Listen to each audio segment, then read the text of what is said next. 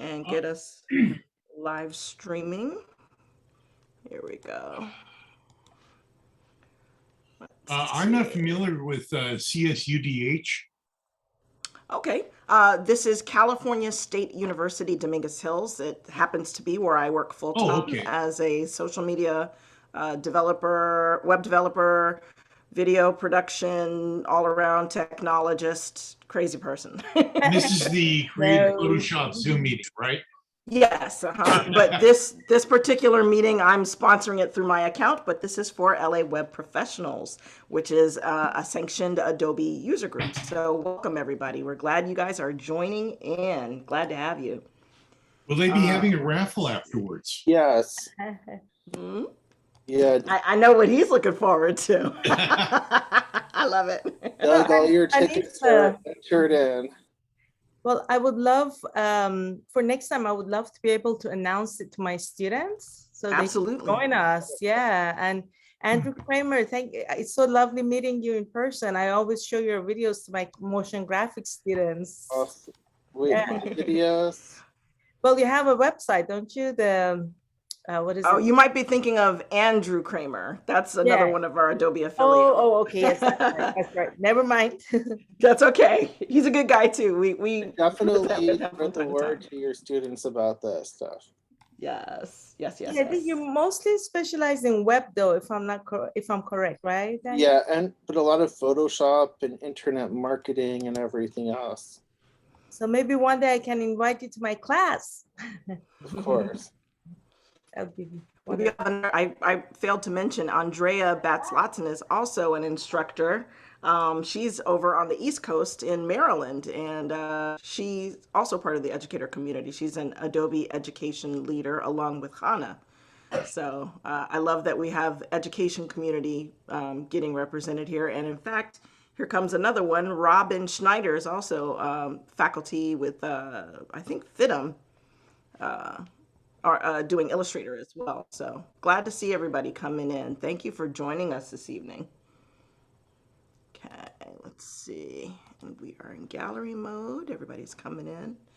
Doug, Brad, Alexa, Cindy, Hey, Jana. Roger, Karen, Ivory, good to see everyone. Thank you for joining us. Okay. So I think it's a good time. I think we'll go ahead and get started. Again, my name is Anise Barton Thompson. I'm a social media specialist at California State University, Dominguez Hills, but I'm also an Adobe community professional. And along with my co-manager, wherever he is, direction, Daniel Wave High, Daniel Kramer, we are kind of the runners of the LA Web Professionals group. Although this isn't our group, this is a group for everyone. So we welcome everybody that's joining us. Tonight is, we're really excited because we've got our friend and fellow Adobe community professional, Andrew Kavanagh, here tonight. He is the manager, owner, runner of all things good with the Photoshop and Lightroom user group on Facebook. And he has a massive community that is just doing phenomenal things with promoting, encouraging learning amongst the Photoshop and photography community. We love how he engages with everyone. So we're really, really excited to have him here tonight. Before we get started, Daniel, do you have any announcements to get us going before we jump in? You want to announce our January meeting so Oh, everybody sure. knows? Yes, yes, yes, yes. So, this is not our norm. As you guys know, we are used to doing these things in person, but we all know what the situation is, and Zoom is our new way of life right now. So, getting ready to plan out our next set of presentations, we are really looking forward to having Mark Heaps, who is a Photoshop illustrator, all things Adobe, all things creative presentation guru. He's going to be joining us on January 6th. So if you can mark your calendars, get that on your books, and be ready to join. All educators, share that with your classes as well to put it on their calendar for January 6th. Mark Heaps is fantastic. For those of you who are joining us tonight, as you can see, this meeting is being recorded. So if you miss anything, if you have to walk away for a second in the middle of the presentation, you will have the ability to watch the recording back. We will have it available online on YouTube and on Facebook. It's actually live streaming on Facebook right now. So with that, we should go ahead and get started. And I hope you guys don't mind, but I'm going to spotlight Andrew. And Andrew, do you have any objection to people asking questions during the presentation, or would you prefer that they hold off until a No, certain they can point? ask. That's Okay, kind of goes with sounds good. the process. Yeah, You got it. Okay, so the floor is yours, Andrew. Take it great. away. So should I introduce Thanks. myself or just jump in? Or Yes, sir. Give us a little background. Give us a little. right. Uh, So yep, little bit of your Andrew Kavanagh. I experience. am a digital artist. I do Photoshop and Lightroom tutoring, and I do photo editing. Photo retouching, photo compositing. Basically, back in the '90s, started taking class at School of Visual Arts for Photoshop, and the pace seemed to be a little slow. So I started buying those like Photoshop Bibles, the very big books. I think the first one was Deke McClelland, and I studied that, and I built up a portfolio. I got registered with some creative temp agencies in New York and got my foot in the door with advertising. So I worked for various advertising agencies. I think I worked for Young and Rubicam. I think it was Tarlo and Partners, I think during the day. And then at nighttime, I'd jump in a cab with my supervisor and we'd work an evening shift at Young and Rubicam. And a lot of photo compositing, retouching work. Through the 90s, and then moved to San Francisco, where I caught like the last year of the .com boom.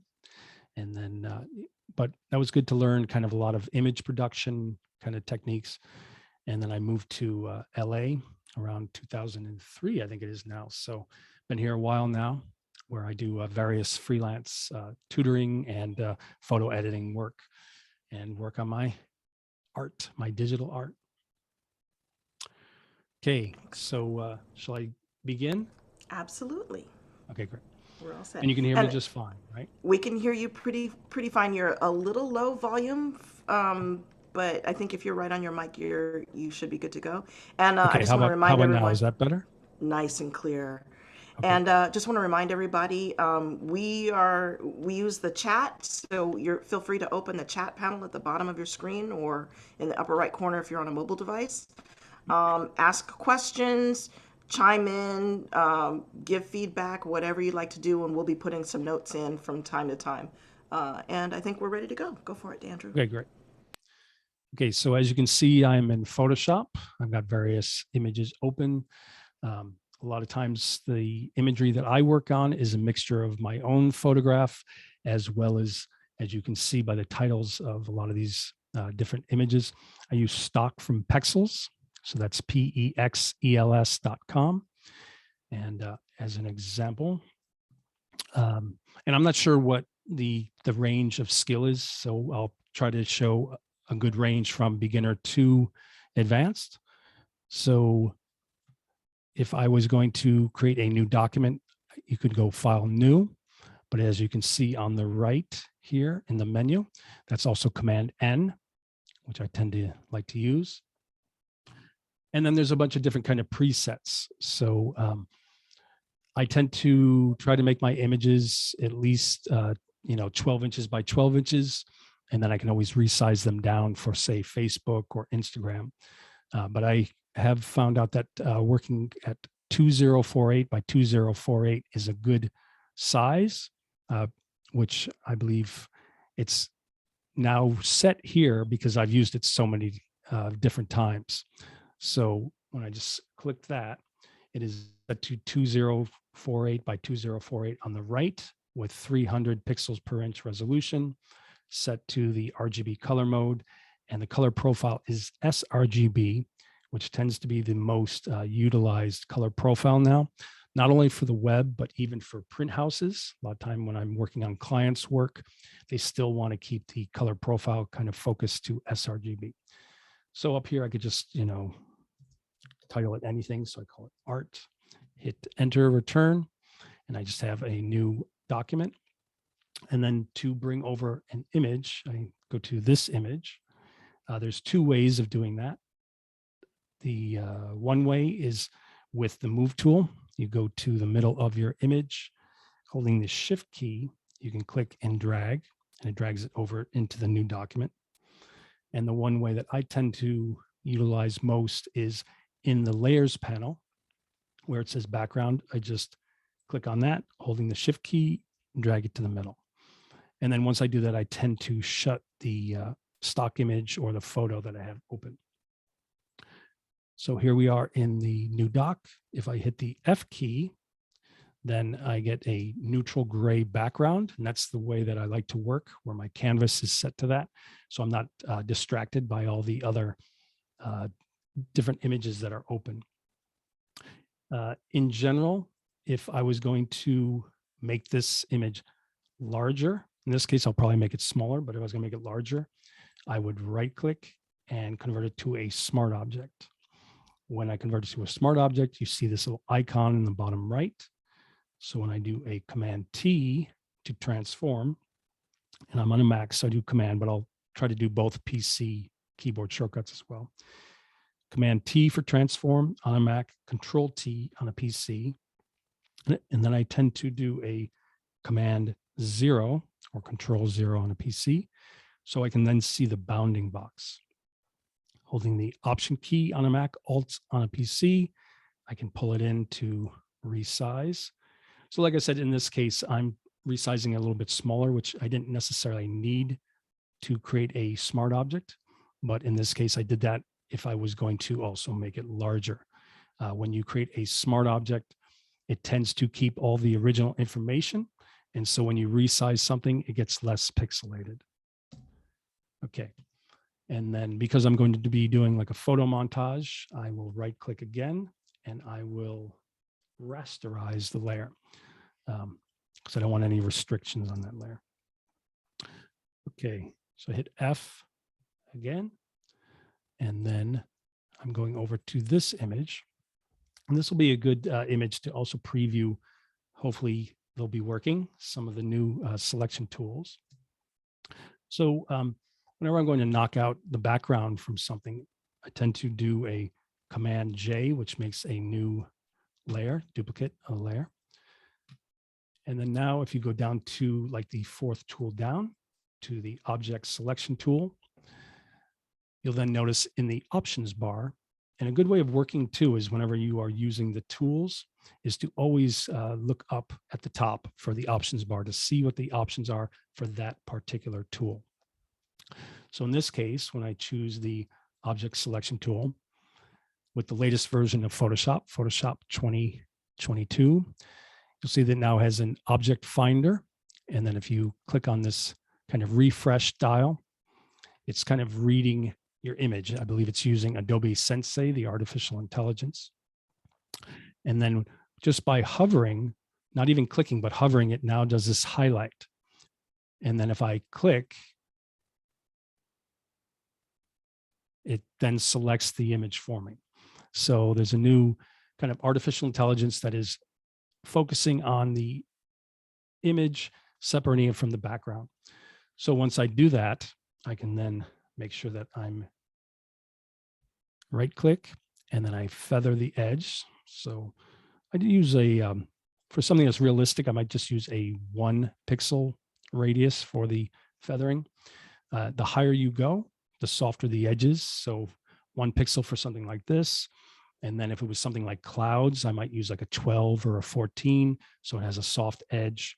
Same with like the moon, if I wanted the moon to have a kind of a glow effect. So just say, okay. And then if I go down to the bottom of the layers panel and I click on the layer mask icon, it will knock out the background for me.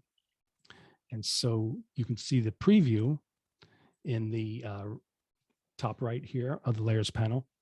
The right frame, that the black is showing you that when you add the layer mask, it adds black to the background to knock out the opposite of your selection. And so it's a nice way of working because you can bring back information if you needed to. So if I choose a brush, and you can usually hit the B key. There, I don't know if it's taking. And then a brush comes up. And so if I have, instead of black, if I have white is my foreground, and then I paint something like this, let me do a Command Z and then change the opacity to 100. If I do something like this, then it will bring back that information that was there originally.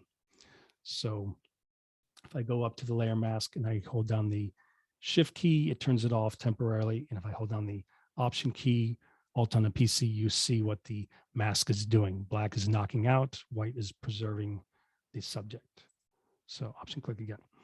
So hit F a couple times, and then all I do is go over to that layer 1 in the top, Shift click, drag it over to my one document with the background, do a Command T, and then once again, you cannot see the bounding box. So I do a Command 0, shows me the bounding box of the transform tool. Holding Option, I can then resize my image. So I don't even know what this image is going to be like. I'm kind of free form creating it artistically, but I've got some ideas in mind. I was about to ask you, how do you come up with these ideas? I know you basically create daily. So when you get an idea, what is it that's bringing you to the process that allows you to do these composites? Right. So I tend to have different kind of dream imagery or like an idea that comes up. And, during the daytime, I do a lot of different freelance work, but then at nighttime, I do tend to like watching Netflix. So I'll watch different kind of movies. And a lot of times I have a good tolerance with movies where my wife might be a little annoyed by it too, is that might not necessarily be a good movie, but I might like the color grading to it. So I tend to watch a lot of different kinds of sci-fi, horror movies, thrillers, European TV shows, European movies, just to see the different kind of aesthetic sensibilities. And so I might get ideas from that. And like I said, my dreams or, just different kind of concepts that come. So in this case, I brought that image over. So I might close that. I don't need that anymore. And then a good thing to do is once you're starting to build your composite, you should always do a file, save as. And then just going to go to, say, desktop and just save it as a PSD. Okay, so I don't want to lose anything I've done. Okay, hit F a couple times, get back. And then on my keyboard, the F3 key will give me a nice view of the different things that I have open. So this is the first thing I wanted to kind of interact with the image. So same concept. I go over to the file. I go over to the layers panel where it says background. I just shift drag it over and it centers it. I can then go back to the original, and then you can either do a Command W on a Mac, Control W on a PC, or hit the red dot to close it. And then when it's here, now I do have a little bit of a cheat. I do have various actions that I've created. So if I open up my actions, I do have one for guides. So the minute I click on guides, I have a 50% or perfectly centered vertical and horizontal guide. So that's always a good way to make sure that my images are lined up. So I make sure I'm in the move tool and I just nudge it with the left arrow and just make it so it's pretty much centered. Command semicolon will hide the guides. And then the way that I like to work with my kind of artist compositions is I am aware that when I go to the layer blending modes, there's different sections. So the first section, there's darken and multiply. That'll make it so that the image will kind of read the information from the layers that are below it, and it will get darker. So it's, darkening that background a bit. And then the opposite happens where when you go to lighten this section, the top layer will be highlighted, and then the dark areas of that image will be kind of knocked out. And so you get this kind of effect. And then you have like overlay, which is kind of in between, like a mid range. And then it gets down to like these kind of almost filter effects, and then a focus on color.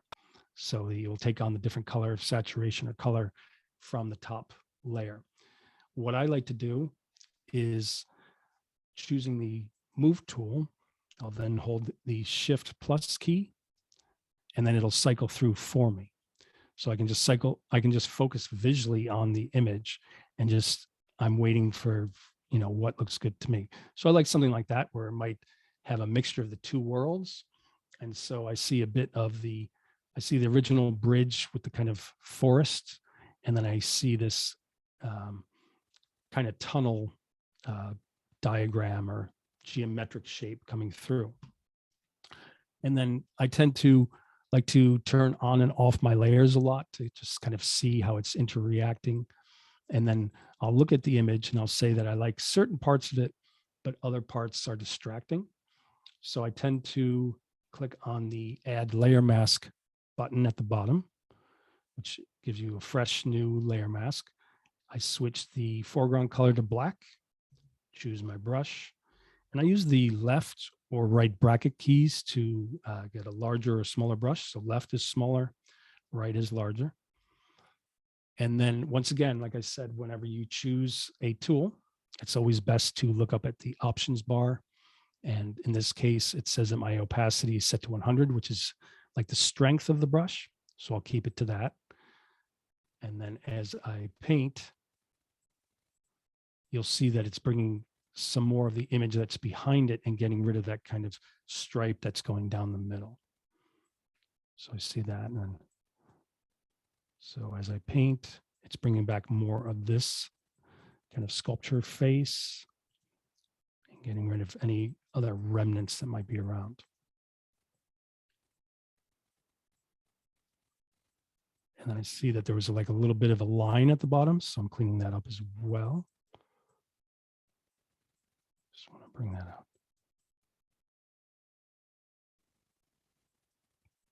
Okay.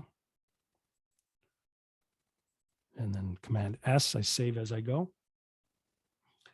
And then, so the top layer is set to soft light, and that does this kind of mix. So I'm curious if I then choose the kind of main subject layer, and I'm in my move tool once again, and I hold the shift plus key, I can cycle through and see how that interreacts. I'm trying to look for something that's kind of like ghost-like. Yeah, so something like that has a nice effect where it has the contrast of the image. And I might bring it up. I think I like it like that. Yep. Is there a question? Sounds like Daniel or something. No? No, I think they're good. Go ahead. He's talking to his daughter or something. Okay, so yeah, so something like that. And then I just hit F a couple times, and then I can hit the F3 key, gives me this. So then I have something like this that has a lot of texture and color that I can also bring in. So shift, drag over, brings it over. I hit F to get into this view, Command T, and then Command 0 to resize. Do something like that. And then I'll hit the shift plus again to cycle through and see how that interreacts. I kind of like that. Let's lighten mode again. I imagine that when we get the overlay is good, but a little dark.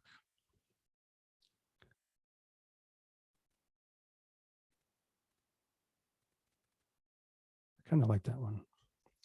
So that's exclusion. That's letting the subject come through a bit. I see a bit of the original background mingled with some of that kind of geometric shape, and then the top, this layer of the kind of underworld, underwater world. And then once again, I still want to let some of the other imagery through. So I just click on the Add Layer Mask, choose my brush, right bracket to make it larger.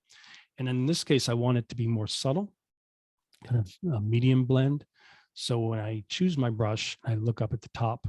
I don't want the opacity to be 100. So all I do is hover my cursor over the word opacity, and you get what they call a scrubby slider. A hand comes up with 2 arrows, and then I can just click and then pull to the left, and I'm going to bring it down to about 30, 31 is fine. And then it's set to black, so it'll erase. And I just kind of take a look at what I want to bring back. So then as I paint, it's bringing back partially the original information. And so I'm blending the different worlds together. And a lot of times when I work on images like this, there's times where I'm building the image and then I tend to jump into a totally different direction. There's a question. There's actually 2 questions. One from Cindy. She says, "What is the difference between opacity and flow?" Right. So the opacity, let me just save this. The opacity is kind of like the strength of, like if you're painting a color. So this is at 31% as opposed to 100%, whereas flow is like the strength, and especially works if you're working with like a Wacom tablet. And as you can see on the right, you also see like an airbrush icon. And so that So would like be the pressure sensitivity or something, or right. So yeah, so opacity is like how much color is being distributed, and the flow is like the strength of it. So yeah, it works hand in hand with like a Wacom tablet, as you can see with the airbrush icon. I tend to keep the flow 100 and then just focus on the opacity. I think if you were to jump around back and forth, you might get kind of like mixed results. It might not be the best option for you. Now, curious though, if I were to Bob go is up to, also. Oh, sorry. Go ahead. I was just going to say though, if I went to 100% opacity and then I decided to bring down the flow and I went to like 29, it's similar effect. It's just, Daniel's texting me. It's just a different, it's a similar effect because it's based on the strength, but I tend to like to use opacity because it just seems to be focused more on the strength of the distribution of color when I'm painting. Okay. And Andrea says flow is great for airbrush effects as well. So Right, that's what I said with there's the airbrush icon up in the options bar. So that's works hand in hand with a Wacom tablet. So you use a Wacom tablet. I hope you don't mind if I'm adding the comments because the folks on Facebook and in the recordings don't see the chat. So I'll just add that Mark is saying the flow is like airbrush and how much paint is coming out. I keep opacity high and lower the flow. Yeah, I just focus on the opacity and don't really touch the flow so much. And then so, as an example of something like this, I'm just painting away on the layer mask to bring some of the image back.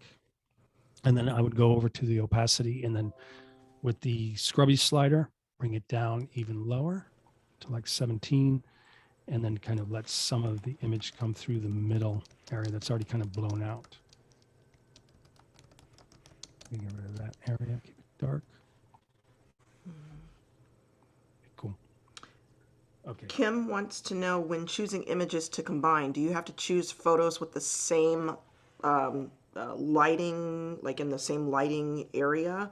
Or if not, how do you deal with light and shadow amongst the different, the various of images? Good question. Yeah.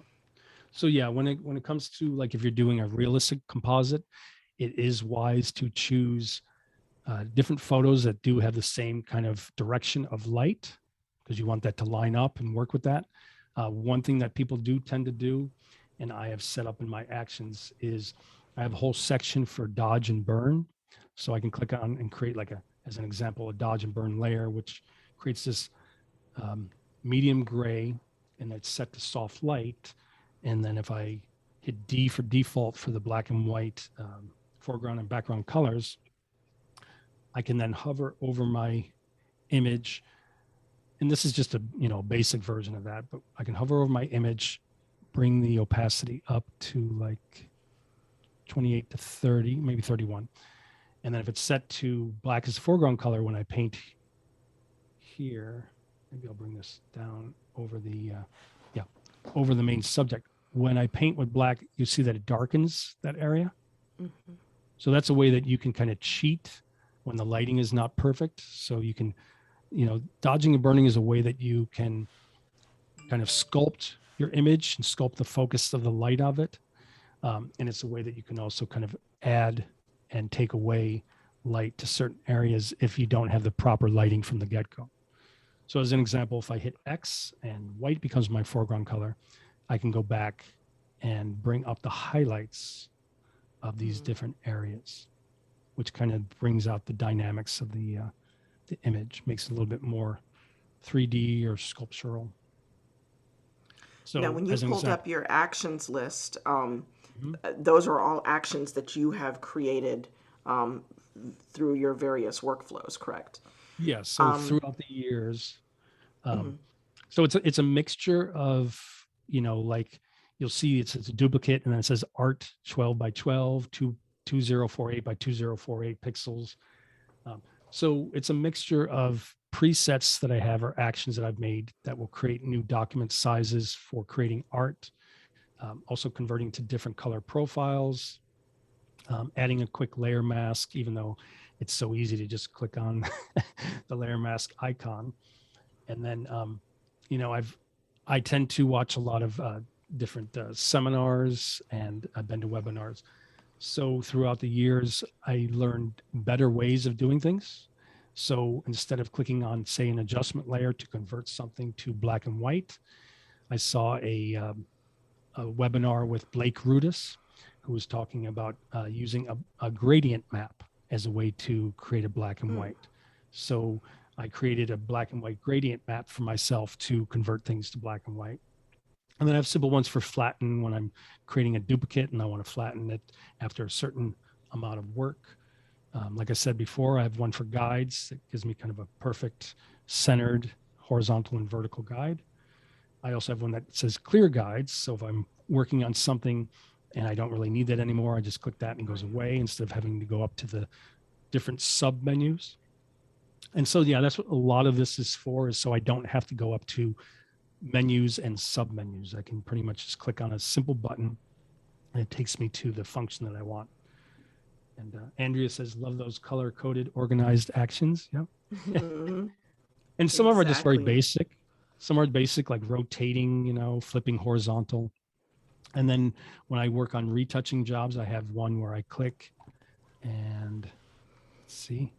Oh, it's taking some time. And it's a little large, but if I alt click and read, I have one that has like retouched by my name. And I realized that this is a great thing to do where you create a text layer with a bevel and emboss and you lower like the fill. Fill is 0. Right. So if I bring the fill back up to 100, it looks like a regular type layer. But if I bring it down to 0, you just see this kind of 3D thing where it says, yeah, retouched by me, but it's good enough to put on any image that I send to a client so they don't try to just steal my image and not pay me. Right. Exactly. So I've got a lot of different kind of functional actions. So anything from basic rotation to, watermarking like that. Then I have various savings, save for web, PSD, TIFF. You were saying? Okay. I'll kind of piggybacking off of that. Bob is asking, what are your favorite new tools in Photoshop for lighting to make things look like they fit together? So well, if you have not some necessarily things the that new you that are tools. your go-tos. I mean, the interesting thing is you said new tools, but the funny thing is I believe they are getting rid of the lighting effects that they did have in Photoshop. So I know that, as Han is saying, talking about harmonizing. So there's the neural filters, but to be honest, I've been so busy, I haven't even been able to enjoy some of the new updates that we got since Adobe Max.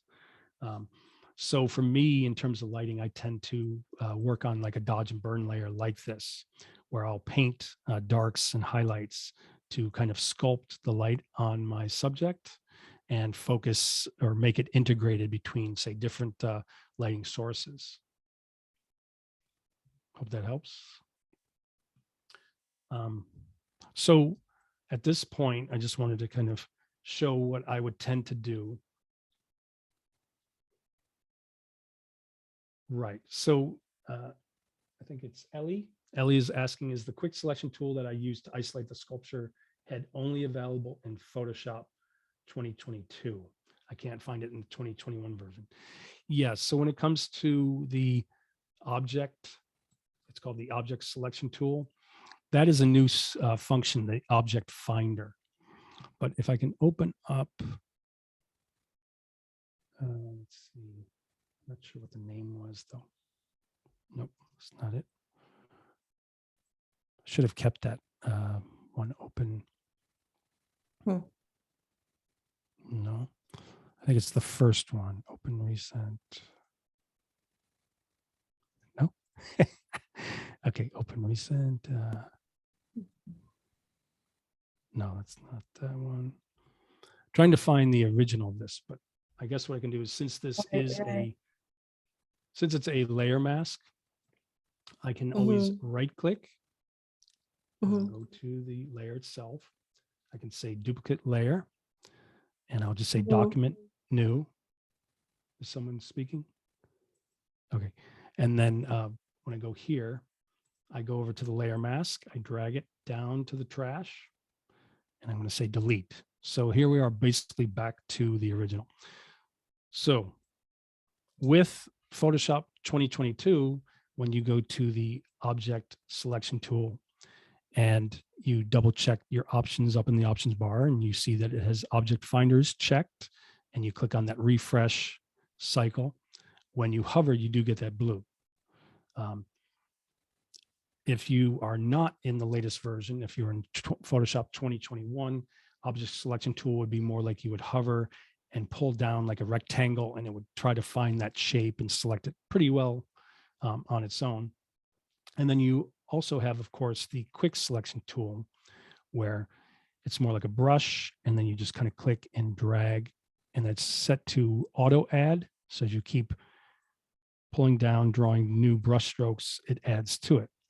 And then if it overreaches like it has here, you would hold down the Option key, Alt on a PC, and that gives you kind of a minus sign, which means it would subtract from the selection. So as long as you hold down the Option key on a Mac, Alt on a PC, you'll be able to subtract that background from your selection. So I just wanted to go over those kind of tool options if you had a previous version of Photoshop.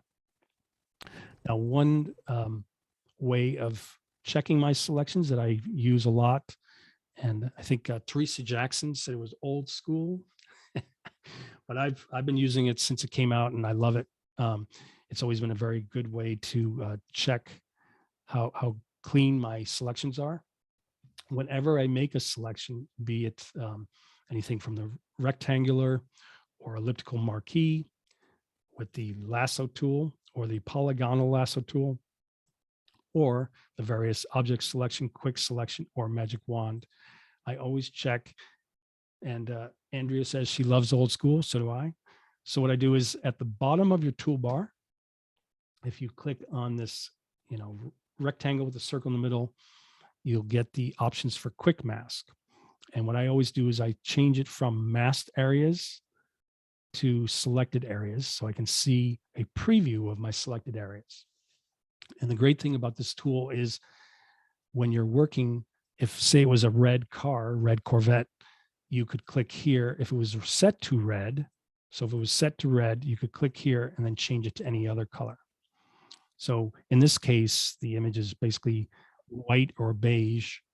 I tend to just keep it to bright green because it's very easy to see the edge of it. But as you can see, you can go through any of the colors. So you could choose an orange, and then when I hit OK and hit OK, then you see that kind of preview. And then you just hit Q again and you get out. So once you've set up those preferences, you just hit Q and it gives you a preview. But like I said, I like the green. It's very easy to see. So if I hit Q with any selection, I get a preview. And then I can go Command plus to zoom in, and just check my edges. And I'm not really trying to be perfect here, but at the same time, I can see what it has done. And while I'm in quick select, quick mask, I can just choose my brush. And then if I have black as the foreground and I paint, it's adding to the selection based on the strength of your opacity. So if I bring the opacity up in the toolbar to 100, and then I do left bracket to make it smaller. If I then paint, you'll see I'm adding to it. So I do Command Z, hit X to switch white as my foreground color, and then I can erase. So the one thing that's great about Quick Mask is not only do you get a nice preview just by hitting Q, but you can paint. You can paint away or add to your selection by painting. So I love that kind of organic feel, so I can just kind of clean up my selection, holding space bar. I get a temporary hand tool and can navigate down. And say I didn't want this little kind of bump at the bottom, I can just paint with white to erase that area. And then another trick is while you're using Quick Mask with the brush, say I wanted this to be a little bit straighter. If I click here with my brush and then hold the Shift key, it'll do like a straight line. So that's a way you can do kind of quick straight lines. So in this case, I switch to black and I want to add. So I do click, Shift click, and it adds in that area. And if I overreached, I can set it to white again and just clean it up. Zoom out a little bit, space bar to pull down, Q, get Quick Mask. And so in this case, when I get to that point, as long as I choose one of the selection tools, I can then right click, choose feather. And then once again, I can add a layer mask and it knocks out the background. Great. After a second, how much feather will you add? So 1 second. So as I said before, when it comes to something that has like a sharp edge or is realistic, I will tend to, and let me just go back. So here we are in the selection. I'm gonna zoom in. So if I right click, I choose feather. I tend to choose a feather radius of like 1 or 0.8 if it's something realistic. And then I go higher for the softer I want it to be. So if I want something to blend in, like say it was a patch of grass, I might choose like 4 to 6. But then if it's something I want to be really soft, like I'm selecting a cloud to pull away from the background, or something else that like a moon, if I want the moon to have a glow, then I might go up to 12 or 14. And then the thing that's nice about this is you can type in the number, but if you also click to the right of the number and you hit your up arrow key, you can go in finer increments. So 2.3, 5, 6, 7, 8, 9, and then if you hold, if I go down to say 3 and I hold the Shift key and I hit the arrow key, it jumps to, a whole digit. So that's pretty nice. And then because it's Photoshop, it always gives us a lot of options. So if you also hover your cursor over the word feather radius, you'll see that another scrubby slider shows up. So if I click here, I can click and pull down to change the pixel radius. So Photoshop's always giving us various ways to do the same thing. So, okay. Okay, so that's just that selection. So getting back to this image, hit F to get a bigger view. Kind of a kooky fine art image. So I wanted to get into something that's a lot of fun, utilizing with Camera Raw through Photoshop. So I went through like the creative options of the different layer blending modes and talked about layer masking, where you can partially take away from the image or bring back by painting black or white. And then to get into color grading, what I will do is I will click on the top layer. And then to make a composite layer on a Mac, I will do Command Option Shift E, and it creates a new composite layer of all the different layers as a top layer. So if I hold the Option key and click on the I, it turns off all those You can see. So it's just one composite layer on top. And I tend to like to do that when I do my color grading, because I want for it to be able to focus on the image. If you tend to go to say like the top layer, when you go to color grading, it might be reading just the silvery gold and the blue that is the top layer, and not all of the colors that I want in the composition. So yeah, so I'll create that composite layer, which is once again on a Mac, Command Option Shift E. So I guess on a PC, that would be Control Alt Shift E. And then once you have that, I always do a quick Command S to save. And then you just go up to Filter. And then you choose Camera Raw Filter. Now, before I do that, I just want to explain, if you're going to Camera Raw, anything that you do to that layer would be considered destructive. That means it would be basically etched into that layer. And then if you save your image and you come back, that top layer, that's what it will be. But if you go and you right click and you convert it to a smart object, then when you choose Filter, Camera Raw Filter, it'll create a smart filter. So I'll show you what it does, but it basically brings these options onto your layer, but it's not destructive. I can turn it on, turn it off. I can even add, it has a layer mask that I can add to it. So as an example, with this image, I will then go down to color grading. And the way that color grading works that I really like, no, it doesn't get any bigger, is there's a couple different options. So the first one is on the far right. If you go click on global, that's just kind of adding a tint of color to your image. And so if I like this image, but I would like, it'd be nice if it had a little bit more of a kind of a blue tint. When I click blue, it adds a direct blue tint over all the whole, globally. So globally, it adds blue to the whole image.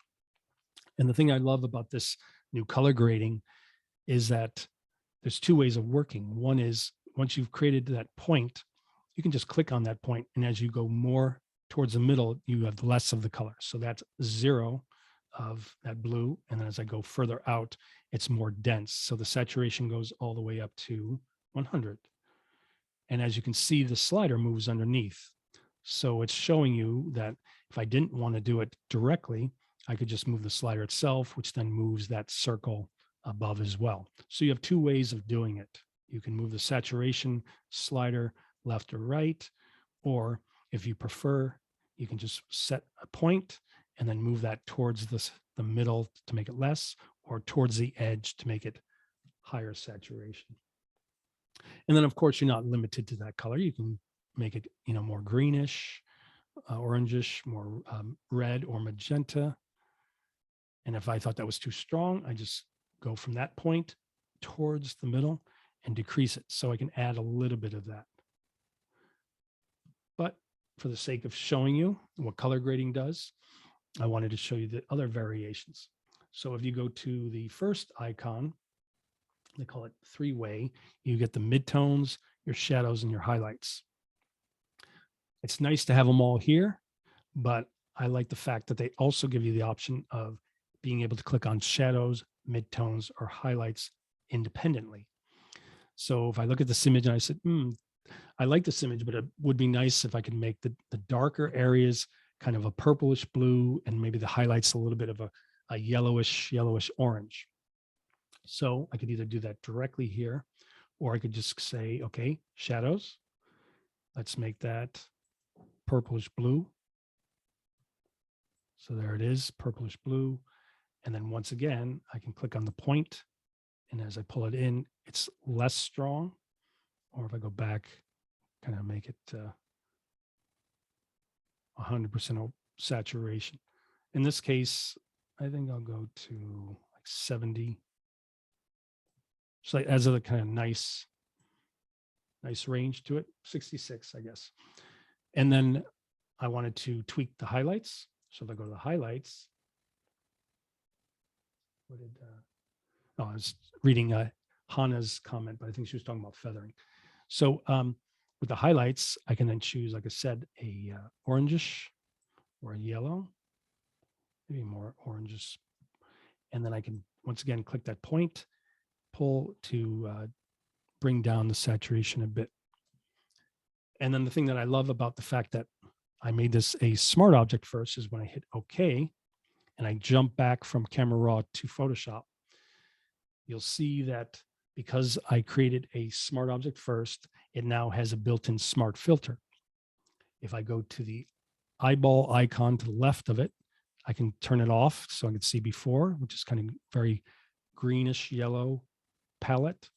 And now it has a more magenta blue palette with that tinge of orange. Orange didn't really come out that much though. Ellie's asking, where did we locate the color grading again? Okay, so that's in the Camera Raw filter. And I will be jumping back because I wanted to show the beauty of using smart filters. So first I wanted to show you that, here's the smart filter. So you can turn it on, turn it off. And then you have this big white box is your built-in layer mask. So if I then choose a brush and I hit the right bracket a few times to make it larger, and then once again, I go to the opacity, bring it down to like 34. I can decide, let's see, I turn that off. What is it that I want to bring back? So maybe I wanted to bring back some of the green and parts of the image. So you got to make sure that you're in that layer mask again, which has this bit of a white frame around it. So if I'm here and then I start painting, it won't even let me paint. But if I click here and you see the frame around it, I can now paint on the layer mask. So as black is my foreground color, set to 34 opacity in the options bar, I can go back and bring back some of the green in different areas, or even other kind of vibrant colors. And I can just turn off that smart filter to see what color was before. And then I make sure I click on the layer mask. And then so I paint here and I'm bringing back the green in that particular area. So you can isolate different color to kind of bring back, and I like that kind of control. Now, that was a great question about where do you get the Camera Raw filter? So as you can see at the bottom of the smart filter, it says Camera Raw filter. If I double click, I'm back in Camera Raw. So that's the beauty of making it a smart object first, is I can get back quickly to the Camera Raw filter. And then I can say, you know what? I don't really like that highlight color at all. So I can then completely change it to maybe like a greenish color. And that's a little strong. So I'll just pull it back, saturation. So it's just a touch. And then when you hit OK, it updates. And it's all part of the built-in Camera Raw filter, part of smart filters. Once again, you can always turn it off, turn it back on, and then isolate certain areas with the built-in layer mask. So the beauty of this is you could work on this and then you could save this and come back 3 days later. And then after 3 days, a week, a month, a year, you could double click that Camera Raw filter and you can completely change that duotone or double color composition of color grading that you created. And that's the beauty of using a Camera Raw filter with Camera Raw. Any other questions about color grading itself? Feel free to ask away in the chat whenever you guys are ready. I'm just going to fill up my glass. So the question is, will using smart objects make the file size much bigger? It will make the overall file size bigger, yes. So you do want to be selective as to what you add a smart object to. You don't want to make every single layer a smart object. And I tend to file bigger storage. That's true. As Hannah says, file storage is getting cheaper, and there's much more options these days. So what I tend to do is I'll work on something that's multiple layers, and then if I hit F a couple times, let me see if I go to image size. In this case, it says the image is only 12 megabytes large, so it's still pretty small. I made it 2048 by 2048. But if I had made it larger and, you know, it's at 300 pixels per inch, which is like print resolution, and I had multiple layers and I had various smart filters, it might be a larger size. But just remember that you can always work on these kind of multiple layered files as a PSD, and then you can always duplicate. So if I'm working on something like this, and then I go and I say image, duplicate, there's this thing called duplicate merged layers only, which is Adobe's convoluted, confusing way of say flatten the copy. So I could say, and I would usually get rid of the word copy, but in this case, I'm just going to keep it.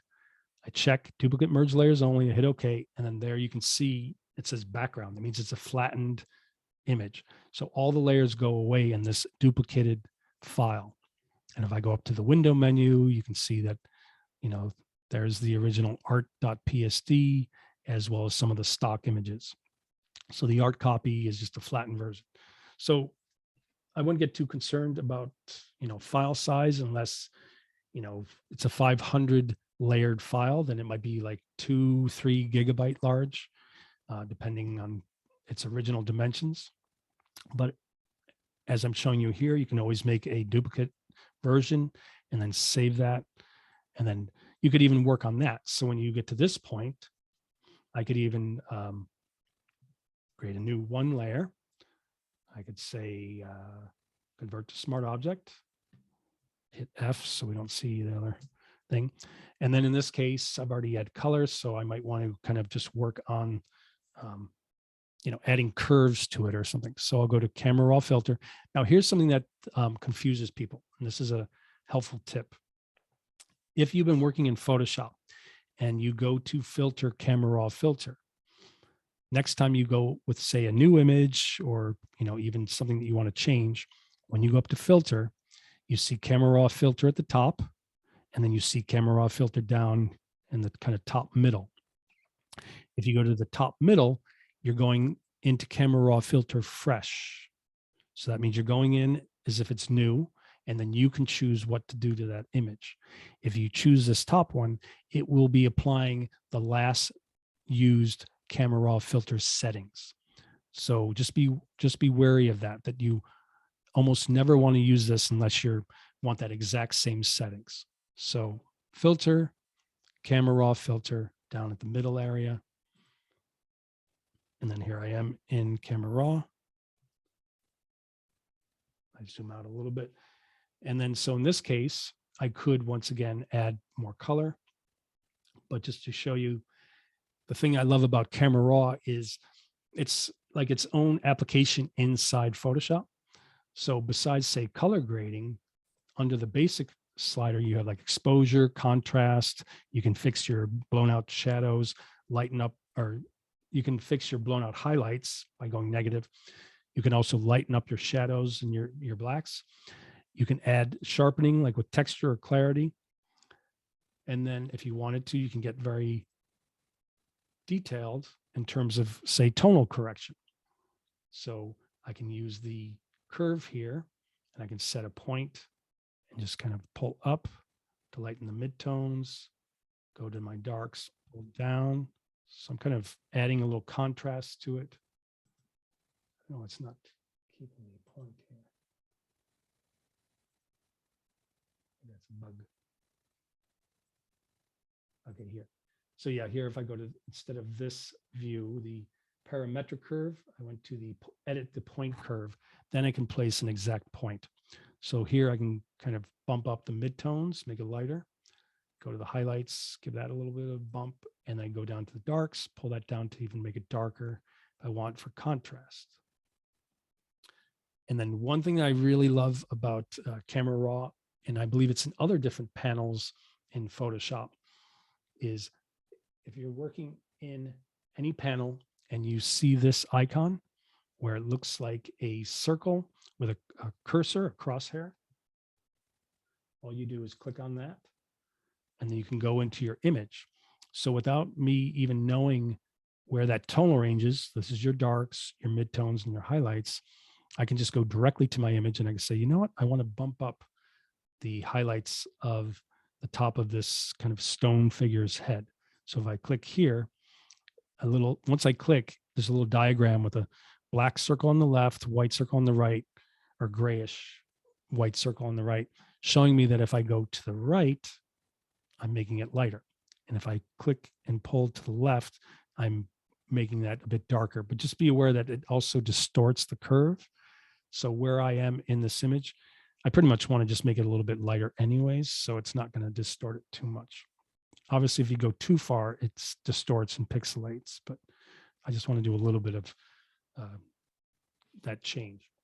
And the thing that's great about it is I can just move around to the other image. I can say, okay, well, what about this area? Maybe I want to make that a little bit darker. So you can go around the whole image and just go through the whole different tonal ranges and tweak it that way.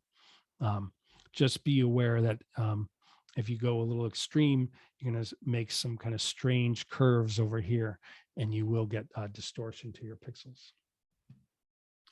Okay. But once again, I can say okay. And then this is a new image, but you can see it also has the smart filter built in. So I can turn it on,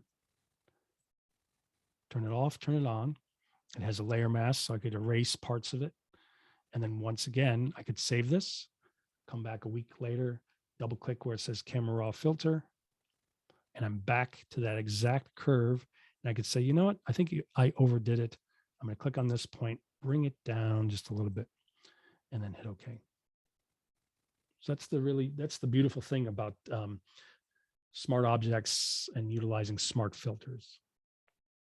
Yep, the target adjustment tool is one of my favorite tools, and it's also in Lightroom. So if you're a Lightroom user, you will also see that icon in different panels, and you can just click a point. So as an example, I believe if I go to image adjustments, I go to hue saturation, and I bring this panel over here, you'll see that there's also this kind of icon, which is similar. And so that would mean that I could click on this. And then as I go to this area, as I click, if I pull to the right, I'm saturating the greens. If I pull to the left, I'm desaturating them. And if I go too far, it'll kind of make them a bit grayish. But you just got to look for the kind of different signs when they give you these different tools. But I'm a big fan of the target adjustment tool in its different variations. Great.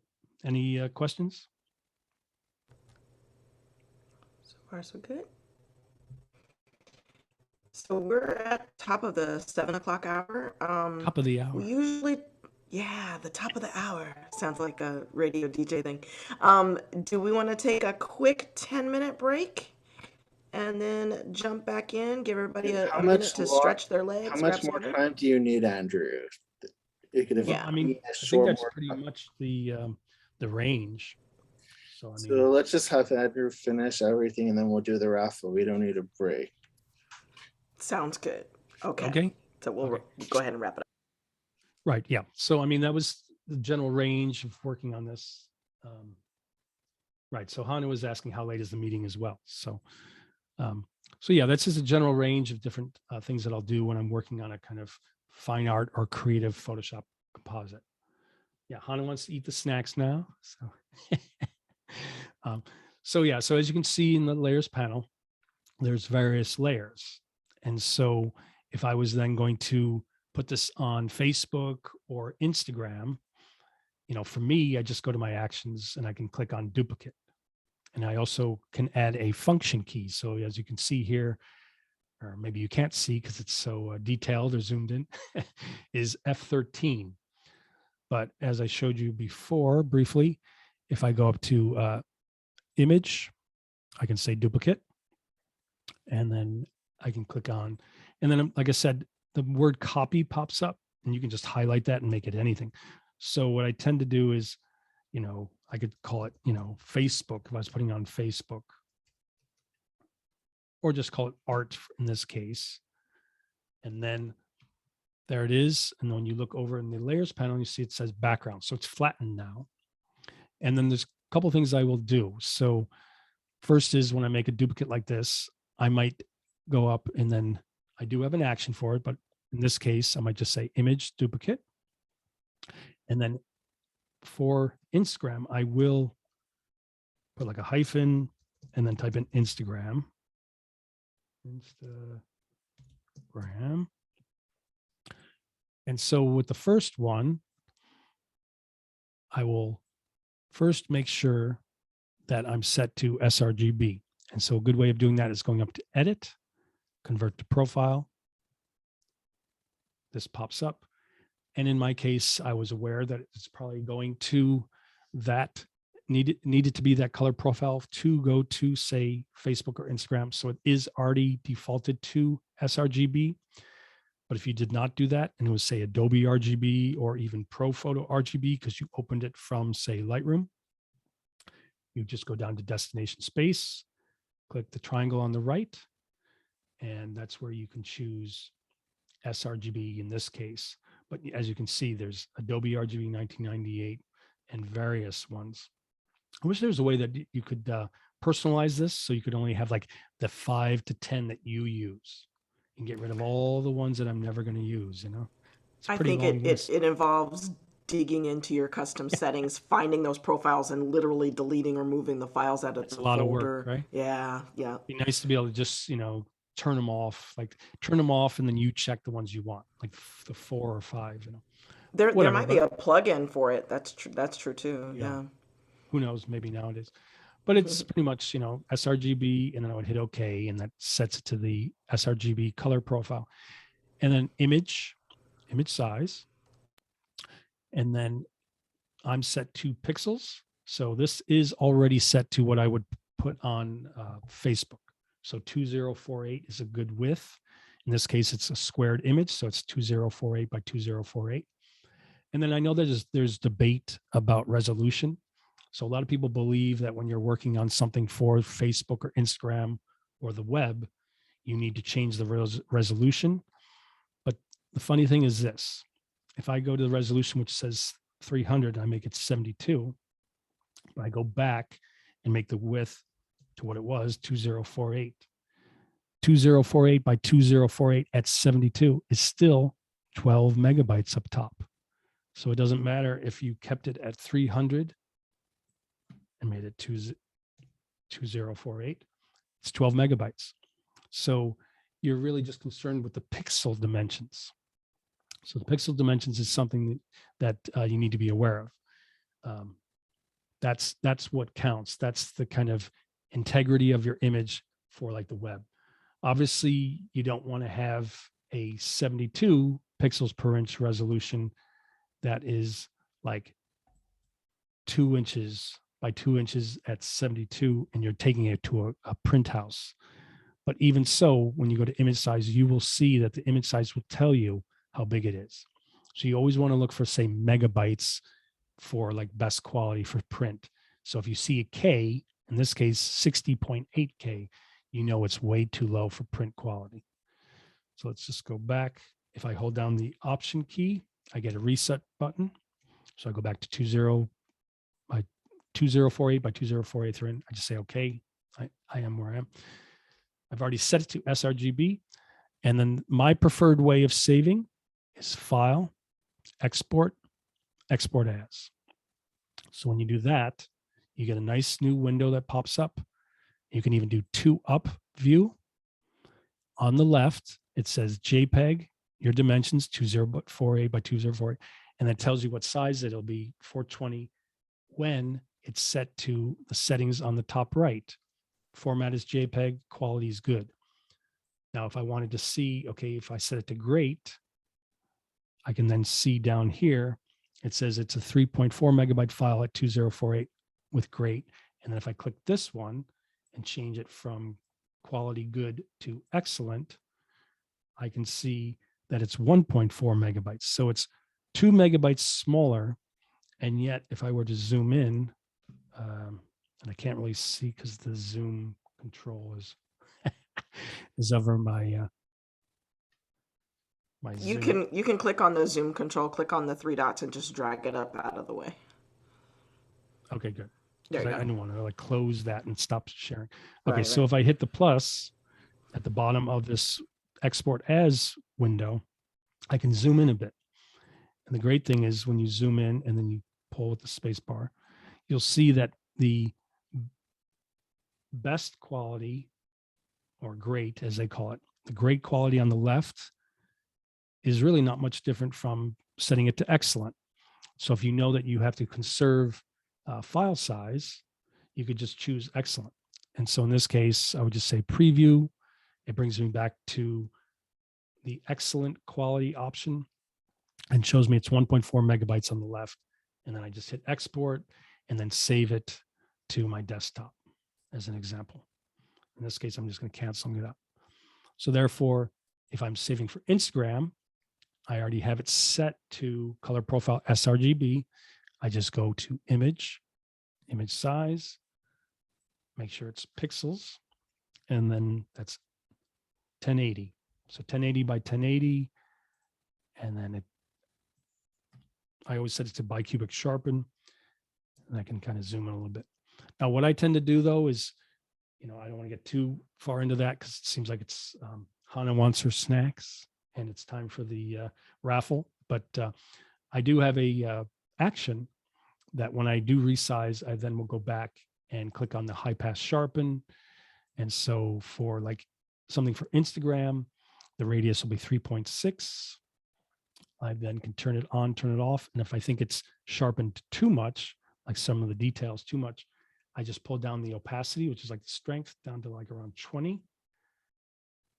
And then I would like Command E on a Mac, Control E on a PC to flatten it, and then go back and do that same process, file, export, export as. And then I'm so used to this that it's pretty much you choose excellent, and that's usually the right setting for good quality for Instagram or Facebook. Cool. So should I stop sharing and jump back into the room?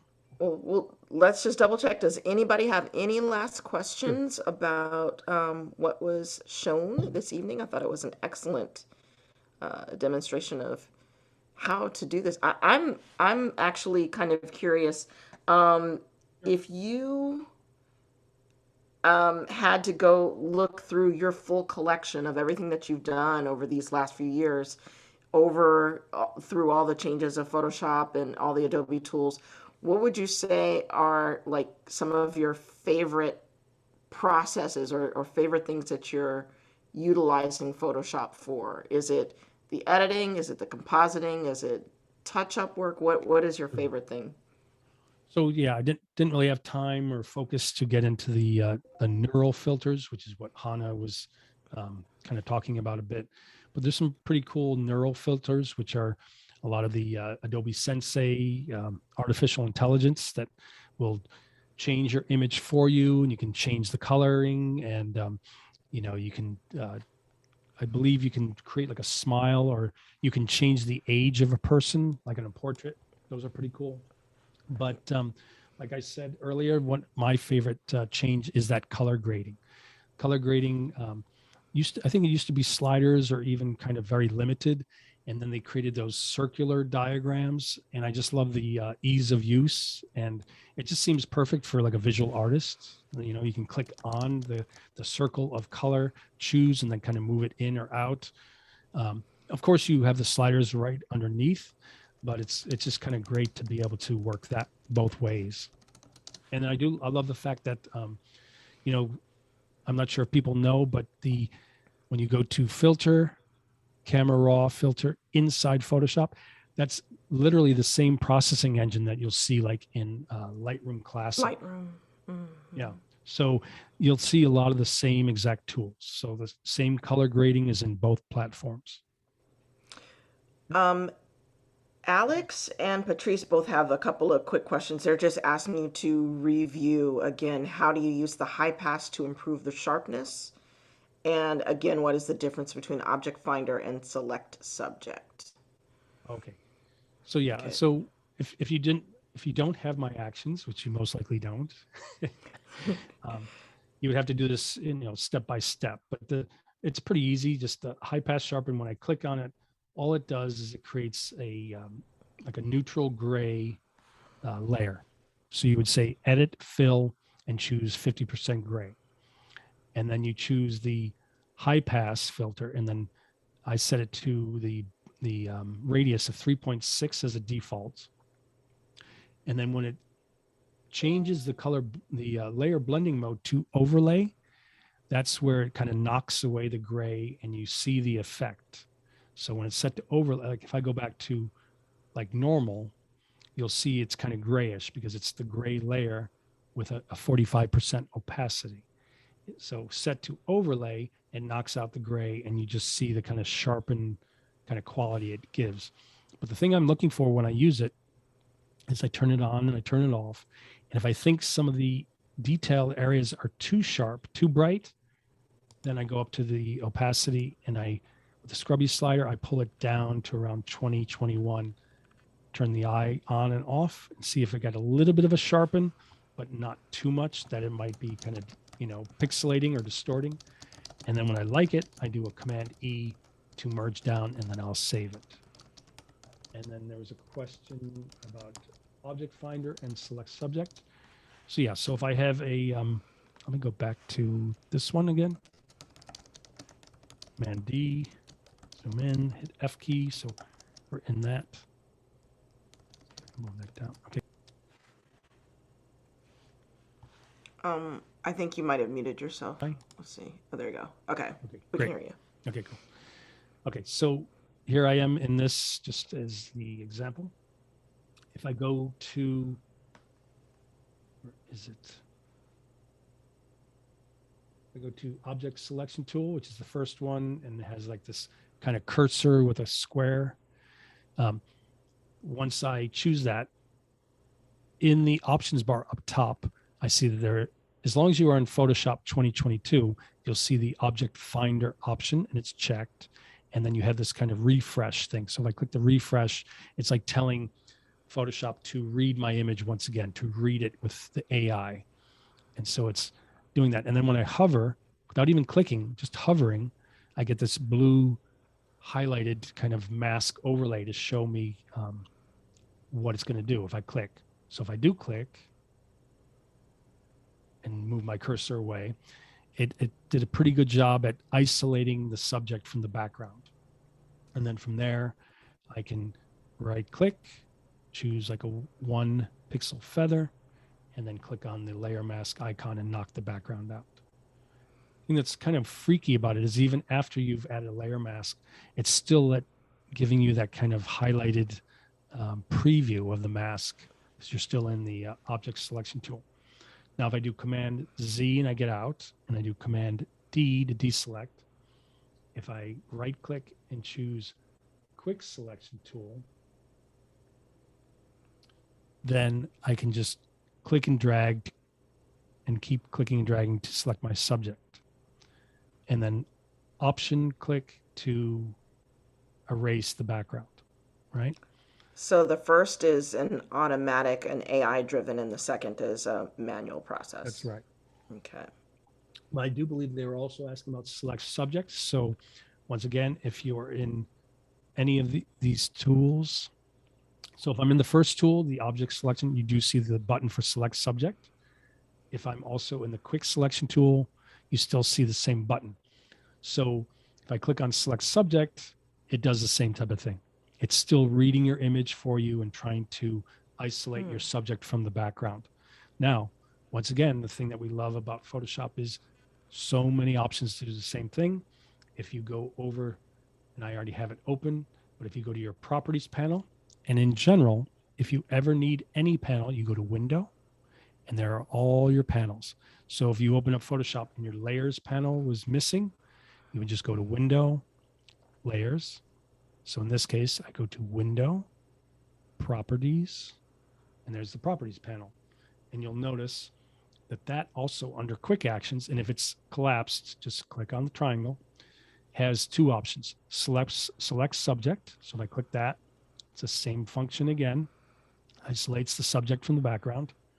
Or if I'm in a layer and I click on Remove Background, not only does it select the subject, but it will automatically add a layer mask for you. So this is quite great. These new functions in the properties panel, these quick actions are excellent. So why work so hard when you have things like Yeah, I have a question. So what was you were mentioning about some filters? I think besides the color grading, you said there are some filters that Hannah likes a lot. That is like Oh, a yeah. AI kind of. What was the Mhm. name of it again? Okay, so let's see, let me go in there. Let me go back to my image before. Filter. Okay, so if I go to filter, the third Mhm. section down says neural filters. And then up Mhm. comes its own panel. It's loading right now. And you'll And see that's that, the new version, the yeah, so 2022, right? right, I'm in Photoshop 2022. So, you know, if you're in Photoshop 2021, you might have different options. And the way that this Mhm, works is you do have to turn on, say, like if you wanted to work on the skin smoothing one, you have to kind of click that button to the right, and then kind of uploads it from the, I guess, the Adobe Cloud. And then you have Okay. JPEG artifacts removal, colorize, style transfer. I mean, this is kind of a whole session in itself. Maybe we'll get Hannah to do this Wow. one, right? Hannah's, Hannah, you Hannah's want, up you still next. here? You want to do that? Unmute yourself, girl. Jump in. She said yes, yes, Thank yes. you so much. Thank you so much. That was Yeah, that's quite cool. So, but one thing I also want to show you, if I'm here and I also go to filter and I go to liquefy, this is one thing that's pretty cool too. I zoom in a little bit, Command plus a couple times. Hopefully it'll read it because it's not really a portrait. It's more of a sculpture. But if I go down to smile under mouth, it's not, I don't think it's doing it. That's too bad. If it was like a real Yeah. portrait of someone, I would be able to change the eye size. So if I have like a little bit of a lazy eye, I can open up one eye just with these sliders. So you can change the eye size, the eye height, the eye width, the tilt of the eye, the distance between the eyes. You can change for your nose, the height and the width. And then you can give yourself a smile or take down the smile. You can give You yourself can a do little, some evil with that. yeah, you can just, you Oh, can yeah. add some digital Botox, or you can make your upper and lower lips bigger or smaller. Yeah, and you could like change the jaw structure, you know, the face shape, forehead. So it's too bad it's not letting me do it because it's seeing that it's not a real person. It's like a sculpture, but it does have portraiture features. But yeah, forehead, chin height, jawline, face width, pretty cool stuff though. So if you tend to have people take your portrait and you don't smile, you can add a smile in Photoshop. Where was that? That was one of the neural? No, this for that one itself, and that works great for portraits, is liquefy. So filter, liquefy. It has a whole section just for face aware liquefy, eyes, nose, mouth. But just also to show you, like if you're doing retouching and say a model says, can you move in my hips a little bit? If you choose like the first tool, you go over to your image and you have a bigger brush like this, you can push in pixels like that. Just be aware that the more you do it, it will distort some of the background pixels. But it's pretty cool. I've used it a lot for different retouching jobs. And Is it really any good? I remember when they were demoing some smart filters that it turned out they only really worked on the demos that that Adobe was doing on the files that were preset for that. I do think that they're very sincere about the development of all this, though. So they are putting a lot of energy into, you know, Adobe Sensei artificial intelligence, and it is getting better and better with each new upgrade.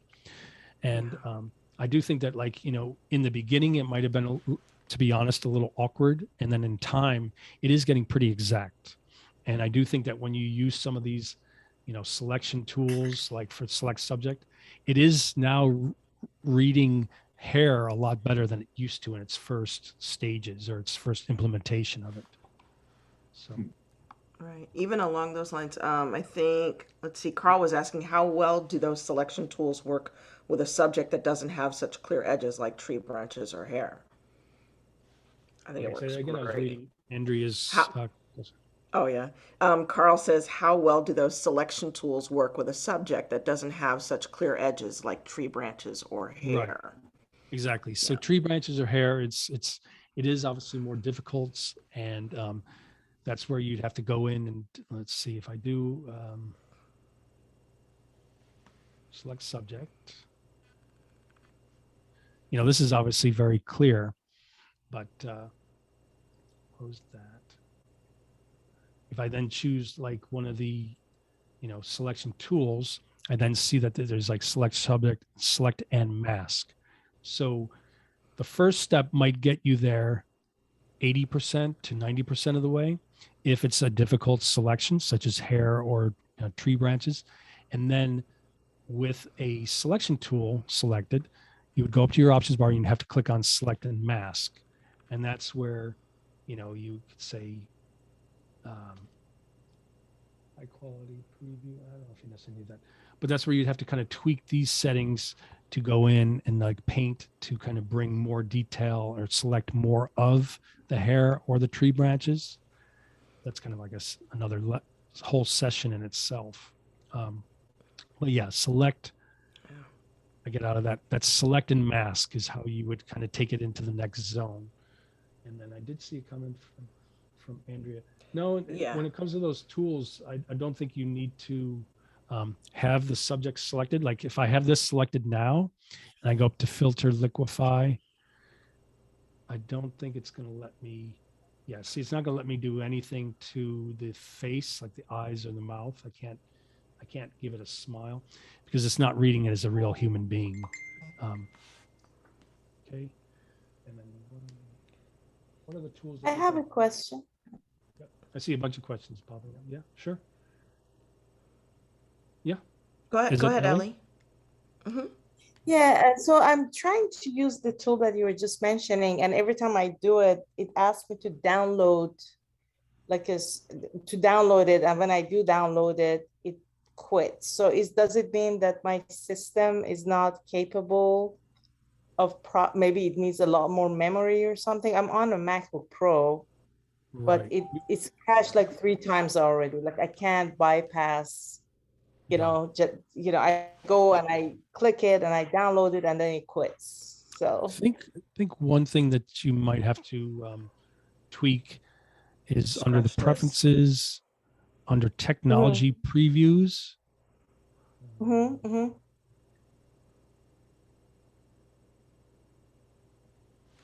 There's something about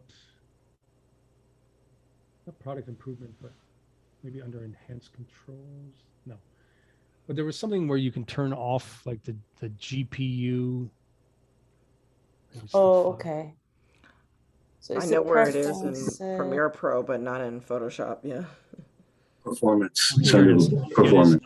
Yeah, I'm right there. Performance. Exactly right. So yeah, under performance says use graphics processor. So if you're having problems, you might have to turn that off.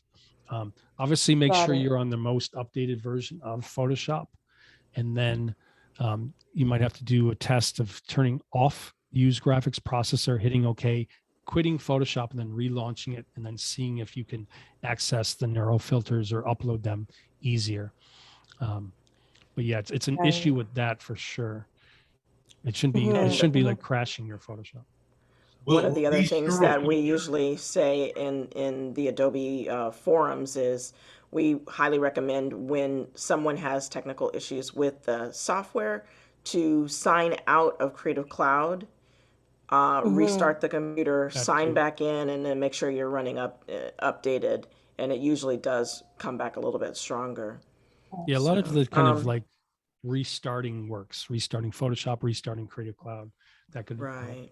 are these neural filters a separate download from Photoshop 2022? No, they're No, built in.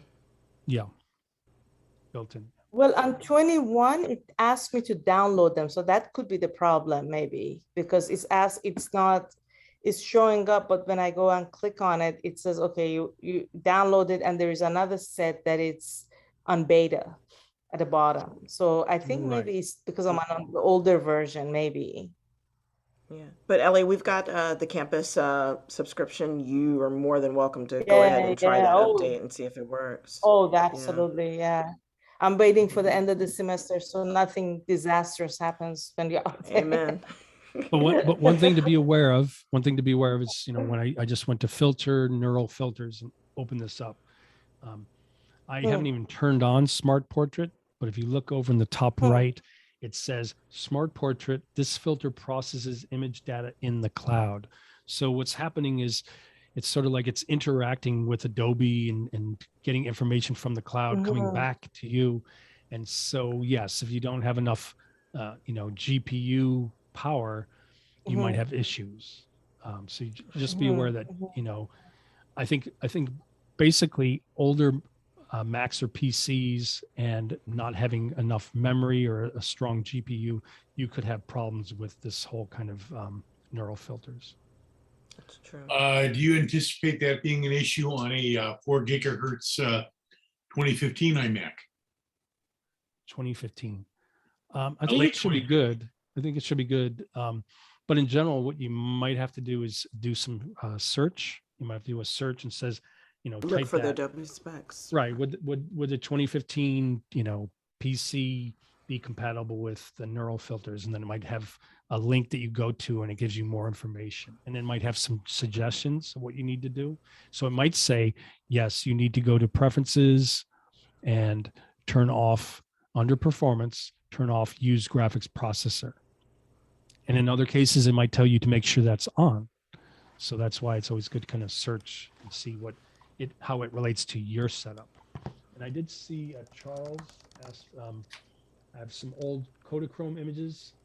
There's a lot of dust and crud or scratches on them. And the new neural filters help get rid of dust better.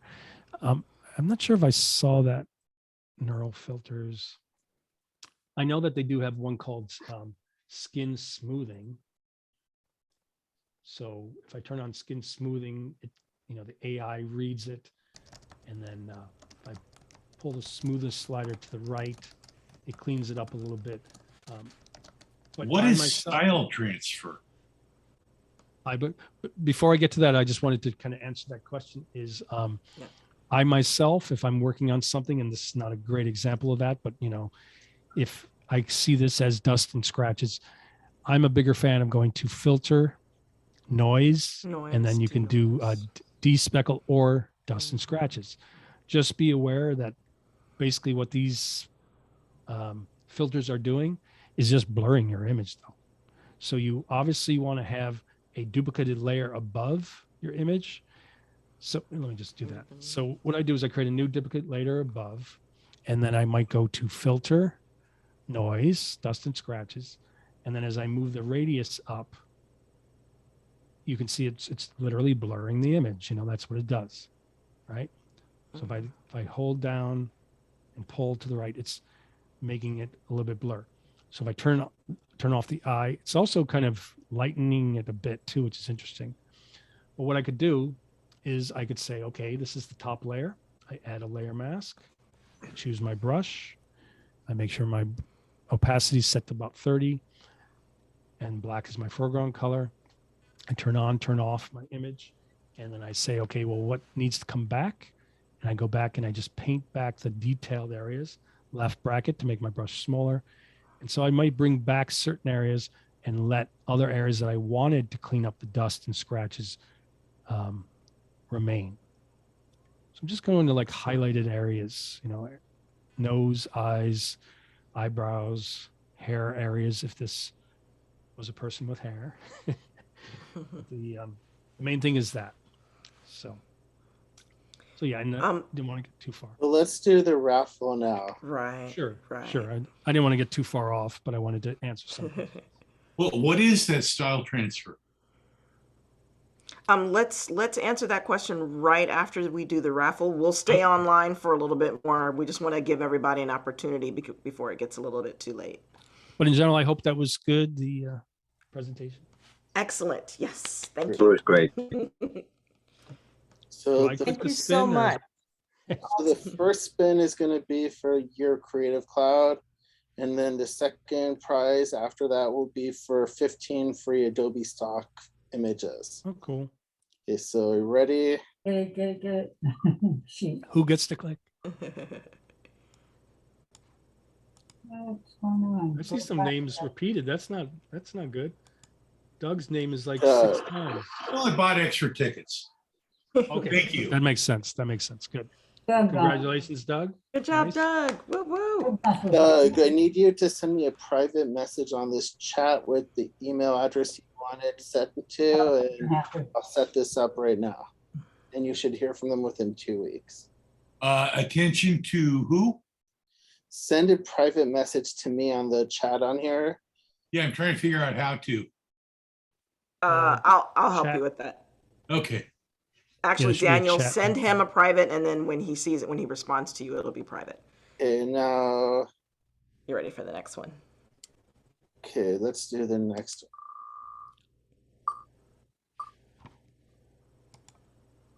I got you, Doug.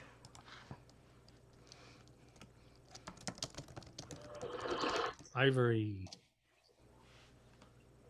Nice Congratulations, job, Ivory. Woo woo. Thank you. Congratulations. Ivory, send me a private message with your Adobe Okay. ID email address. 'Cause that's what it What all do you need? I need your Adobe ID email address so they can add those images to your. I think you Quite might the have echo there, Daniel. Daniel. That's Ivory's. I can't figure this out. That's a crazy loop. That's okay, Ivory. I'm gonna type you a message, Okay. and you can reply to that. Okay.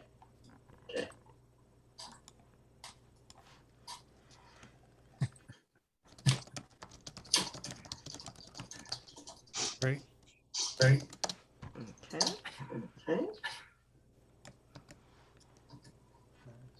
And Doug.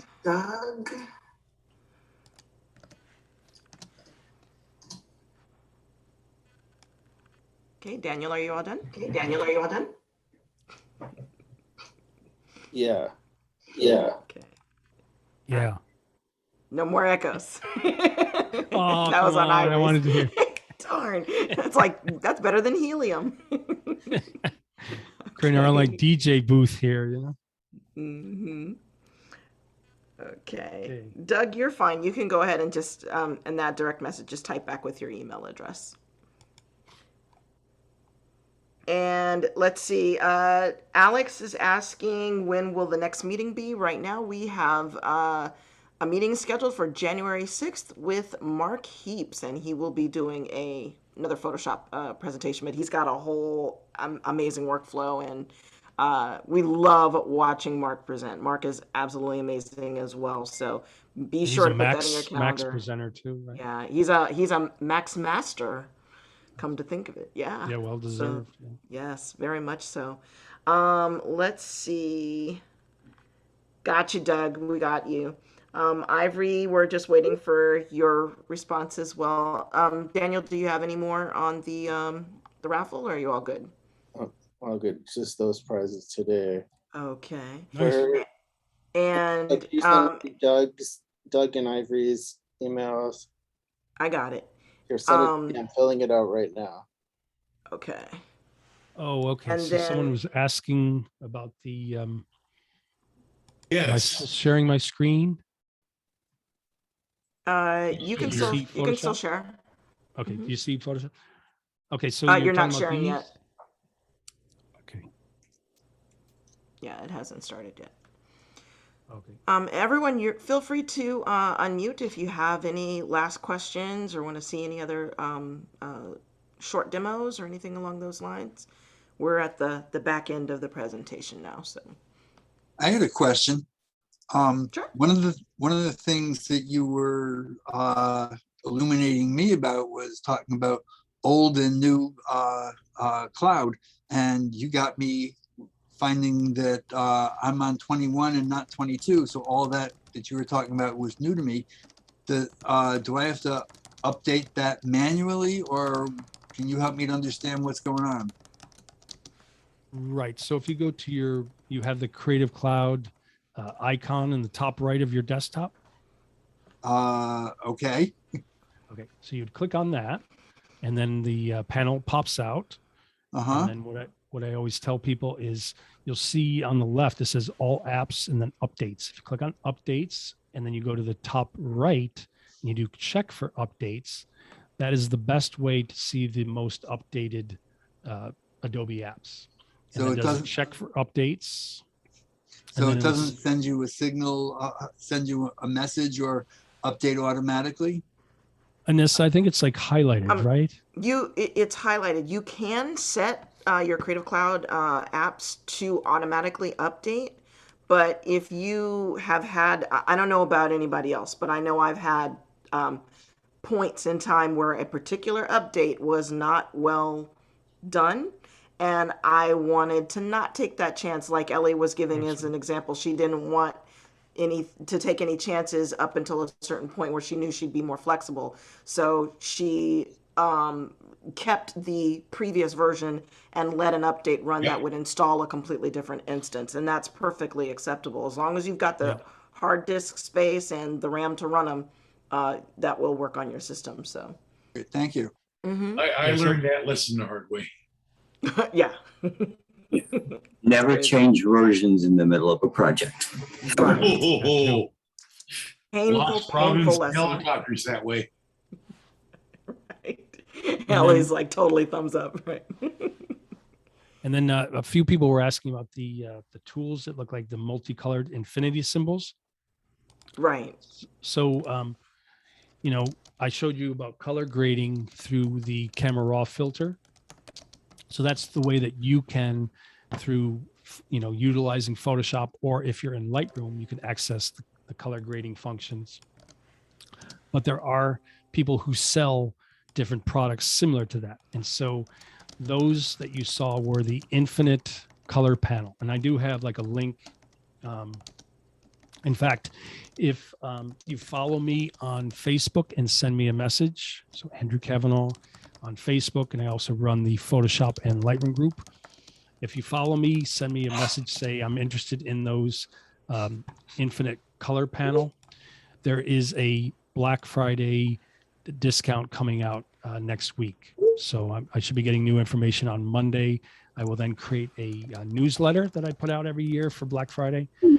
I'm also, to be transparent, I'm an affiliate with Infinite Color, as well as Photoshop Cafe, Photoshop Training Channel, Dave Cross, Sumarana, and various people. So I usually get some good discounts for people by doing that. And so the way Infinite Color works is similar to the color grading that I showed you. You literally create a layer, you go up to the Infinite Color, you click it, and then you choose like basic, intermediate, or intense. And then you just literally click the button and it cycles through a series of adjustment layers that will change the color grading of your image. So for me, what I'll do is I'll create my art, and then at the end, I'll go and I'll create a composite layer at the top, and then I'll click on the infinite color panel, and it'll cycle through different color variations. And I'll just keep clicking until I found a color variation that just really captures the essence of what I've created. And then of course, you can click and add a layer mask to it, and then paint out certain areas. So I could add like a purplish, a purplish blue infinite color panel layer, add a layer mask, and then take it out of areas that I want another color to pop through. So it's just a nice way to have different color variations at a click of a button. It's just a nice way where you don't have to think about it. So. Can we revisit those neural filters? I was going to say it's getting a little bit late though. So I really think that Daniel should reach out to Hannah and have Hannah do a whole session on neural filters. Okay. Yeah, Right. we'll do that, but it'll be like That works for me. months from now. I'll touch base with But you. if you also message me on Facebook, I can, either type out some steps for you, or even suggest certain YouTube videos. Doug? Okay, yeah, no, I can wait a couple of months and or whatever, and let the bugs hammer out anyway. Yeah, or in a week. Message me in a week. So, I hope that was helpful for everybody. I did try to focus on a range from beginner to advanced, and hopefully everyone got a little something from it. Yeah. I'm throwing up hearts. That's how I do. Okay. Excellent. Andrew, Thank you thank so you much. It was again. awesome. Absolutely. Thank you. Thanks, everyone. Thank you. Yeah, thanks, Anita, for Everybody, setting we it all up. appreciate everybody coming out. Yes, this was fantastic. Thank you for your participation, your questions. Stay tuned. Join us on Facebook and YouTube for the recording. If you want to watch anything back, definitely follow that dude, Andrew, and make sure you're joining in the groups and seeing the discussions going on there. And then this recording is live on our Facebook LA Web Professionals group as well. So, And let me just Andrew, go let me just say that if you wanted to also find me, it's either Andrew Kavanagh on Facebook or Digital Artist Andrew Kavanagh, and then you'll find my business page. You can send me a message, and I I'll put it in the chat. send you links. Great. There we go. Cool. All right. Well, everyone, thank you for joining us. Have a great week. Everybody stay safe. Happy Thanksgiving. Thank you, Thank Ellie. you so much. Thank you, Carl. Have a good one. Hi, Susie. Gotcha. Charles, good to see you. Alan, great to see you. Very cool. Hannah, thanks. Mark, thanks. Drea, thanks. Charles, good to see you. Thank you. Bob, we appreciate you. Andreas was coming in and out. Ivory, congratulations. Thanks again.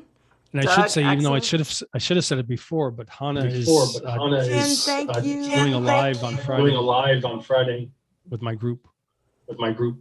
Oh, okay. Well, we could put it in the follow-up. We could put it in the follow-up. Ivory, are you there? Yes. Okay. Did you have a question? Okay, Because we still got your echo. We got the echo. Oh, now. no. Thank you and congratulations again. What did I win? Stock, was it? Daniel? Yeah. Daniel? Yeah. What did Ivory win?